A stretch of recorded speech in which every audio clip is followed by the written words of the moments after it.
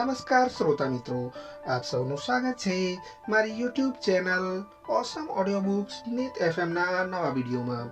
આજે હું આપના માટે એક અદ્ભુત લઘુકથા જેનું નામ છે ચાન્સ ઓડિયો બુક સ્વરૂપે રજૂ કરવા જઈ રહ્યો છું। તો હું આશા રાખું છું કે આ હૃદયસ્પર્શી વાર્તા તમને ગમશે જ અને કદાચ કોઈકના જીવનમાં પરિવર્તન લાવવા માટે પણ કારણભૂત બને। તો આપના માટે પ્રસ્તુત છે એક સામાજિક હૃદયસ્પર્શી અદ્ભુત લઘુ વાર્તા ચાન્સ। એક યુવતી ઉદાસ ચહેરે પોતાના ડ્રોઈંગ રૂમમાં બેઠી હતી।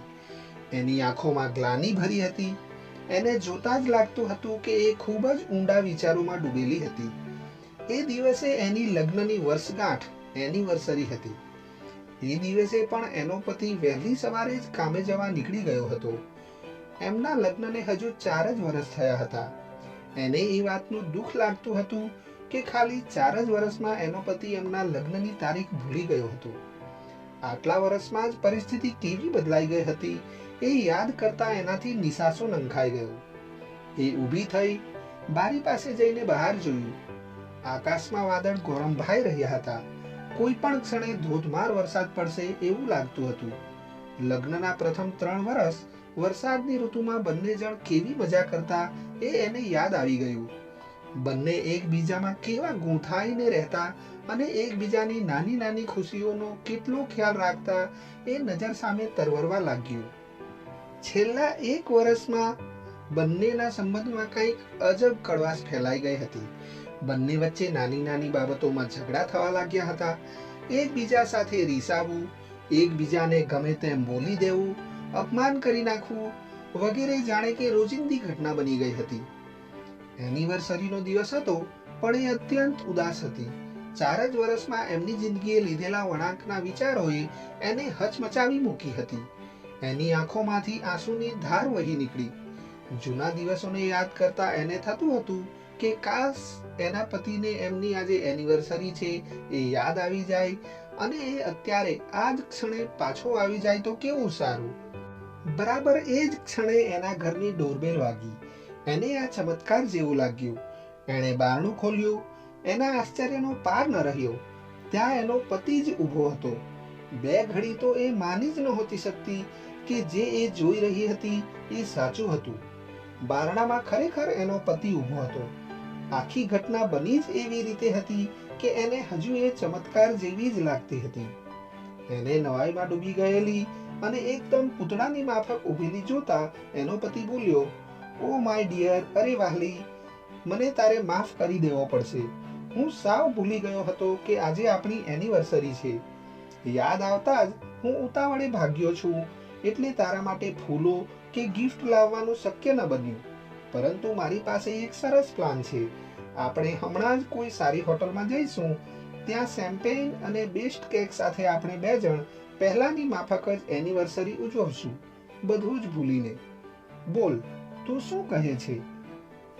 આનંદથી ઘેલી થઈ ગયેલી પેલી યુવતી હજુ તો કાંઈ જવાબ આપે એ પહેલા જ ફોનની ઘંટડી વાગી। એ યુવતીએ ડ્રોઈંગ રૂમના કોર્નર પાસે જઈને રિસીવર ઉપાડીને હેલો કહ્યું। મેમ, સામે છેડેથી અવાજ આવ્યો, હું નજીકના પોલીસ સ્ટેશનથી બોલું છું। શું આપ મિસિસ ફલાણા બોલો છો, મિસ્ટર ફલાણાના પત્ની? હા, હું એ જ બોલું છું। બોલો, શું કામ હતું? એ યુવતીએ જવાબ આપતા પૂછ્યું। Ma'am, sorry to say you, તમને જણાવતા દિલગીરી થાય છે કે તમારા પતિ જો આ જ નામના હોય તો એ આજે 1 કલાક પહેલા મૃત્યુ પામ્યા છે। ટ્રેન નીચે કપાઈ જવાને કારણે એમનું કરુણ મોત થયું છે। આ તો એમના ખિસ્સામાંથી મળેલા પાકીટના આધારે અમે તમારો નંબર તેમજ સરનામાની ભાળ મેળવી શક્યા છીએ। મારે તમને અહીં આવવા વિનંતી કરવાની છે કારણ કે તમે મૃતદેહની ઓળખવિધિ કરશો એ પછી જ અમે પંચનામાની કાર્યવાહી પૂરી કરી શકીશું અને લાશને પોસ્ટમોર્ટમ માટે મોકલી શકીશું। હું જાણું છું કે આ સમાચારથી તમારી શું દશા થઈ હશે એટલે તમે અહીં આવી શકો તેમ છો કે હું જીપ મોકલું, પરંતુ તમે જેમ બને તેમ જલ્દી આવી જશો તો સારું રહેશે, પોલીસ અધિકારીએ કહ્યું। પરંતુ મારા પતિ તો અહીંયા છે, મારી સાથે, મારા ઘરમાં જ છે, તો એમનું મૃત્યુ કઈ રીતે શક્ય બને? થોથવાતા અને થડકારો અનુભવતા એ યુવતી બોલી, સોરી મેમ, હું તમારા મનની પરિસ્થિતિ સમજી શકું છું. પોલીસ અધિકારી બોલ્યા, તમે જે કહો તે, પરંતુ તમારે પોલીસ સ્ટેશન તો આવવું જ પડશે, કારણ કે એમની લાશ અત્યારે મારી સામે પડી છે.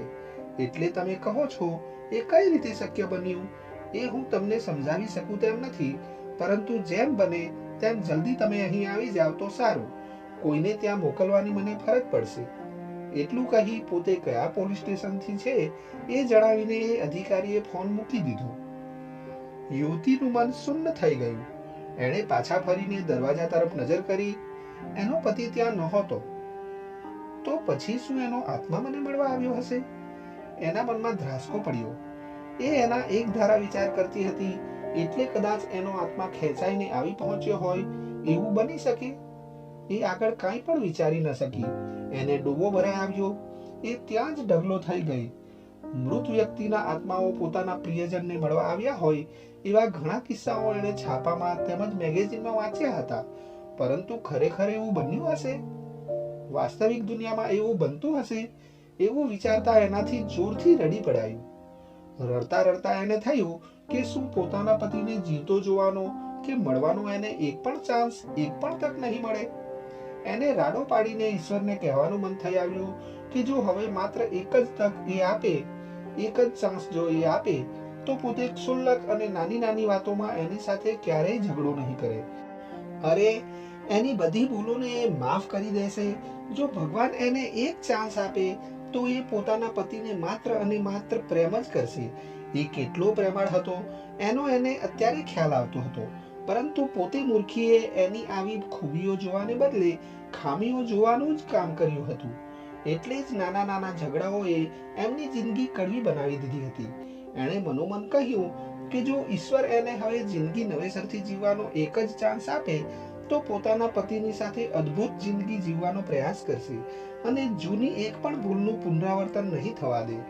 આંસુભરી આંખે એણે આકાશ સામે જોયું. ભગવાનને આજીજી કરતા કહ્યું, હે ભગવાન, મને એક ચાન્સ, એક તક આપ. હું હવે ખૂબ જ પ્રેમથી જિંદગી જીવવાની કોશિશ કરીશ. ફક્ત એક જ ચાન્સ. પ્રભુ, હવે હું નવેસરથી શરૂઆત કરવા માંગુ છું.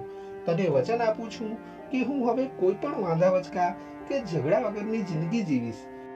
પરંતુ એનું મન કહેતું હતું કે હવે બધું સમાપ્ત થઈ ગયું હતું.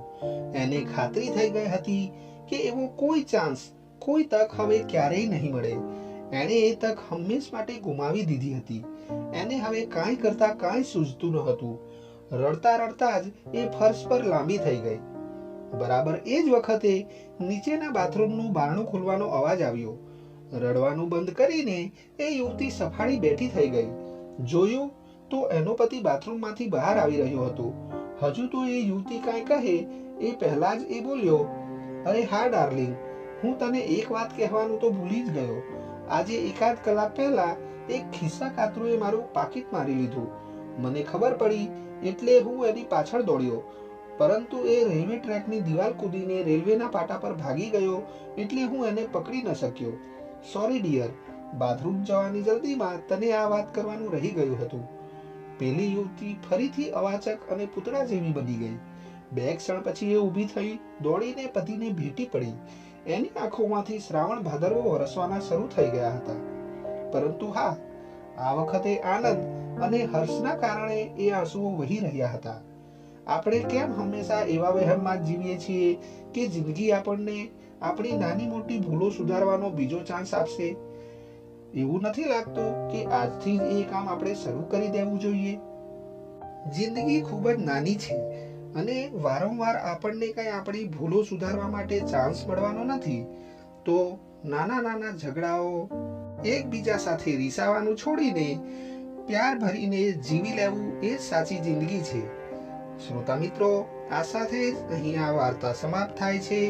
તમને મારી આ લઘુ વાર્તા કેવી લાગી એ કોમેન્ટ સ્વરૂપે જરૂરથી જણાવશો.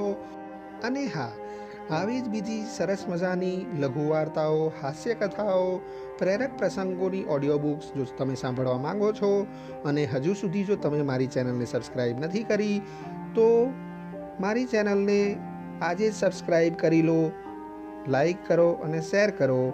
એ સાથે જ હું મારી વાણીને વિરામ આપું છું. ફરી મળીશું નવી ઓડિયો બુક સાથે, નવી વાર્તા સાથે.